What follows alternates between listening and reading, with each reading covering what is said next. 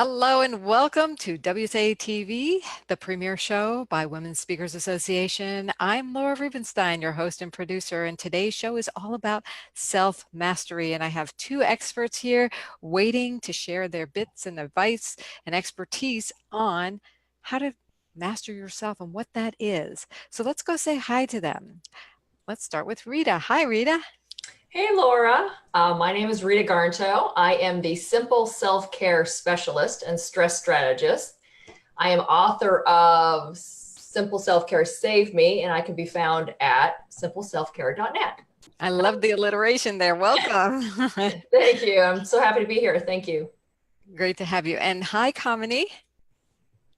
Hi, Laura. I'm Kamini Wood from Cary, North Carolina. I am a personal success facilitator. I can be found on the web at itsauthenticme.com or on Facebook at itsauthenticme. Great to have you ladies here. We're talking about self-mastery. Obviously, both of you have something to say about that. And so I want to know uh, your advice. I want to kind of get some great tips from you on when you think of self-mastery, where do you start, or what advice do you have for people to be their personal best? Rita, why don't you address that first? Well, I think, self-mastery, I think really starts with self-love and self-care.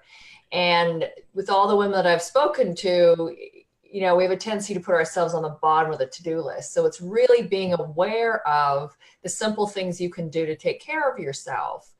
And so one of them really for me is just to be mindful in the moment. If I feel like I'm frazzled and I'm just kind of rushing around, just to stop and take a nice deep breath. And actually, I wiggle my toes while I do my breath. So it takes my focus. So I really have to.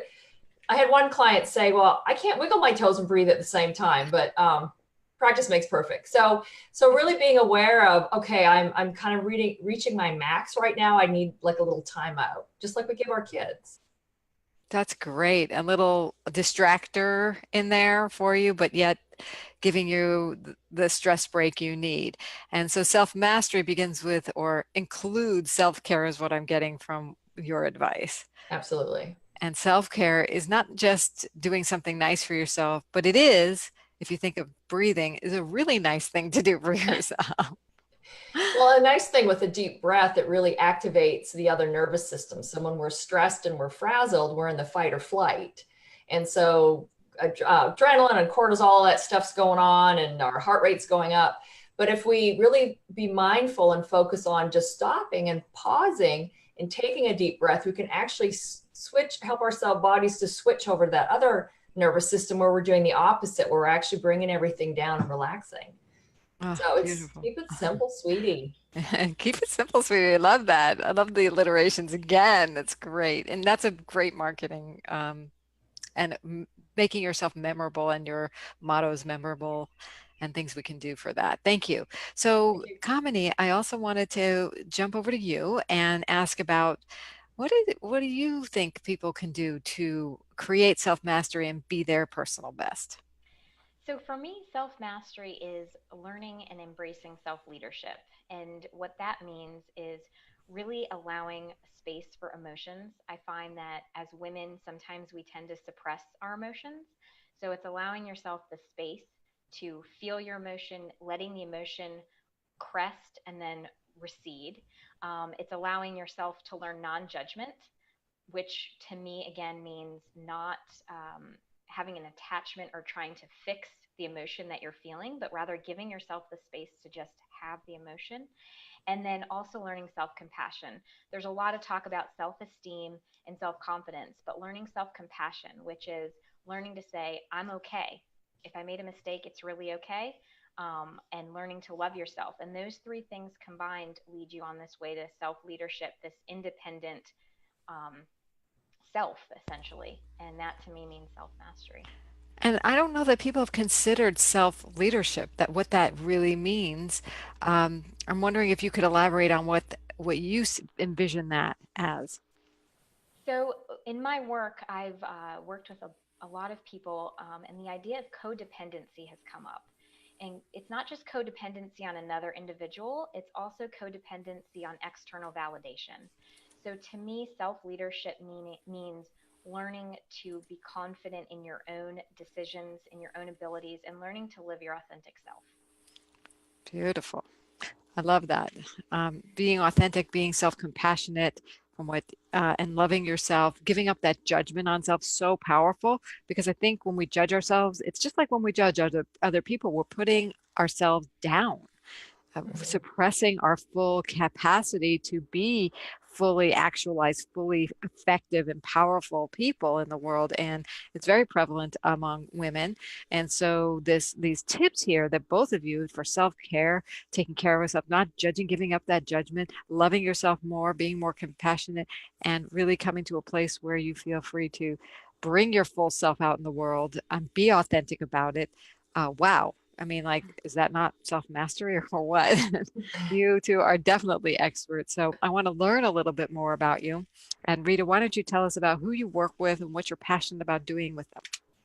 So really, I work with busy working moms, again, because we are so busy and we typically are the nurturers. And even though, we're working out of the home or we're an entrepreneur and we have a business, we're still, running the household, and we have a tendency to be the nucleus of the household. And I think we love to put, or are brought up thinking that everybody else needs to come first. And so I have run into several situations in my own life where, you can't give from an empty cup. And if you keep giving and giving and giving, at some point you're going to crash. And so I'm very passionate about helping, first of all, women realize they're not alone, because a lot of time, the things I'd gone through, I felt very alone. And I will give you permission if you're not sure, if you can't do self-care, I will give you a permission slip, just like your child gets, when you go to school. And it's just validating that, you are good enough and you deserve self-care. So that really, that really speaks to me. And I love empowering women. Yes, and if we do this for each other, it becomes something that is contagious, right? That we Yes. really empower each other and through our empowering ourselves or taking on our power. I think we're all empowered people. We just have to remember that. And own it. Yeah. And own it, yeah, and step into it. So there's nothing wrong here. It's just like an opportunity. So, Kamini, tell us a little bit more about who do you work with? Well, and actually, before we get to Kamini, I want to ask you one more question. You mentioned you have a background that got you into this. Can you tell us a little bit more about how you got into this, Rita? Well, I have a 20-year background. I was a respiratory therapist for 20 years, so worked in traditional healthcare. And then I've just retired from a 16-year career as a licensed massage therapist. I have my own private practice. I've been through adoption. Let's even go back. I worked on the trauma flight team at Carolinas Medical Center here in Charlotte, North Carolina, for several years. And even working in healthcare, I know stress and I know what it can do to you. And I had a near nervous breakdown after we, adopted our two daughters, which I can talk a little bit more about that later. So it just experiencing, and then a year later, I lost my mom. And then a year after that, I ruptured a disc in my neck with all these trips back and forth, looking after my 80-year-old dad in the West Coast of Canada. So I know what stress can do. And the way I've really survived and come through is with self-care, and then adopting simple self-care, like making it easier, because we're busy. We're all really busy. Right. And it doesn't have to cost a lot. And your Mhm. story, if you've come through this with all the stresses you've had, wow, you can certainly be a good help and an inspiration to us all. So thank you for that story and your great work. And Kamini, now I want to hear all about you. Who do you work with? What do you love doing for them? Yes, I work with teen girls, young women, so emerging adults, and then women who are middle aged. Um, my the, it, the passion to work with this group of women comes from a personal story.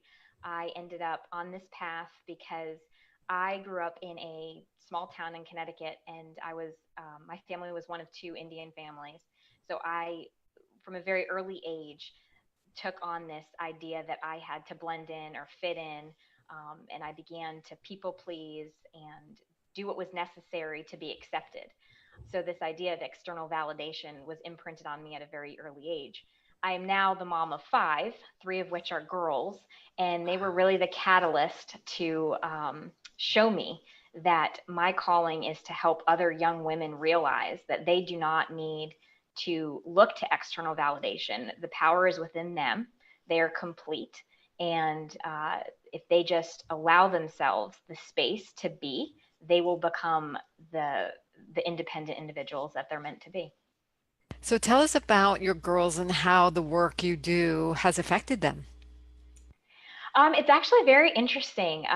They at first they used to say to me, "Mom, are you coaching me?" And now they actually come looking for me to ask them questions because they know that through my questioning, they're going to find the answer. And I believe that they feel empowered by it, which is exactly what you want your girls to do. You want them to know that they can dig deep if they need to and figure out the answers to whatever might be bothering them, because the world and life just has ups and downs. We can't control events that happen to us, but we certainly can control our reaction to it. And so through them, I've learned that it's possible.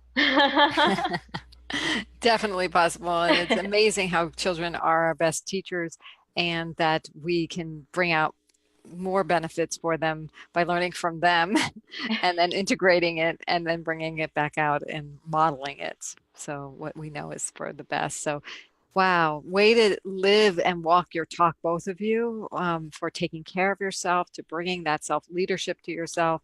The two of you are a power duo here that really give women and the people you work with that extra boost in life that so many of us are craving. So thank you for doing that.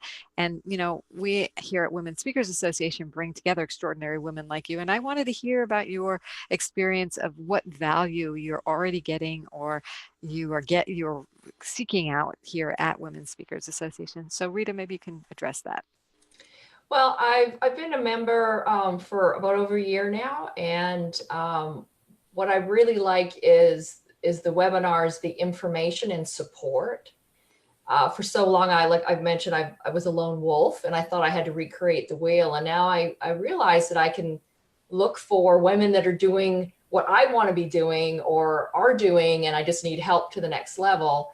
And so this really is a great resource to to have. So I'm just really happy to be part of a premier member of the Women's Speakers Association. And we're happy to have you too. And it's definitely all about the resources and support, amongst other things. So, Kamini, why don't you tell us a little bit about the value you love getting from Women Speakers Association? Women's Speakers Association has given me the opportunity to be part of a group, a collaboration of other like-minded women. So just as much as I want to be a co-collaborator with the women and the girls that I work with, I look to this group of women as a support system, as a place to find ideas or just to bounce different topics off of, as well as Rita mentioned, the information we are able to receive from the group is just tremendous. You mentioned a really key word that's super big in the organization. You'll hear it over again. You'll see it on our website. It's collaboration. And it's a whole new model for running an organization, for being a part of an organization. It's really a collaborative process. So if you would like to check it out, you can join us at joinwsa.com, right there. And and join us. You can download our speaker success plan and just kind of put a toe in the water, or you can join us at the premier level and do what Kamini and Rita have both done is get more visibility. We show you how to get more visibility. We show you how to connect with a support group, obviously, and we have all kinds of resources for you. So we have a wonderful Facebook community that is there for you, whether you want to know how to get speaking engagements in a certain niche, or you want to improve your technique, or you need a speaker one page. We've got the answers. So join us at joinwsa.com. And Rita and Kamini, I want to put you on screen so we can all say goodbye to everyone. It's a pleasure knowing you.